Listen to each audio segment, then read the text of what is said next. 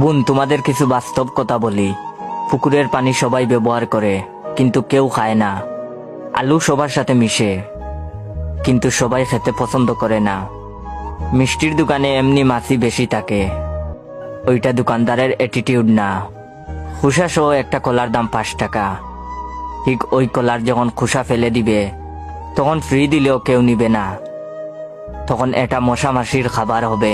তোমাকে এটাই বলতে চাই, তোমার দেহকে এমন করো না যে সবাই পুকুরের পানির মতো ব্যবহার করে। তোমার মনকে আলুর মতো করো না, যে সবাই মিশবে বাট সবাই পছন্দ করে না। তুমি তোমার মনকে মিষ্টির দোকান বানাইও না, যেখানে মশা মাছির মতো সবাই ঢুকবে, ক্ষুধা মিটিয়ে চলে যাবে। তুমি তোমার শরীরকে কলার মতো খুলে দিও না, মশা মাছির মতো সবাই ক্ষুধা মিটিয়ে চলে যাবে, কাউকে ফ্রি দিলেও নিবে না। তুমি আজ যাদের সাথে কথা বলে মজা নিচ্ছ বা দিচ্ছ, তারা তোমাকে ব্যবহার করে, ব্যবহার শেষে ফেলে দিবে। লোকাল বাসে সবাই উঠে, কিন্তু গন্তব্য পৌঁছাতে পারে না। যে তোমাকে আজ খারাপ বানাবে, সে তোমাকে কাল বলবে ও ভালো না, চরিত্র খারাপ। গালি তো আছেই। বর্তমান পরিস্থিতি বড়ই ভয়ঙ্কর, মোকাবেলা করতে পারবে না।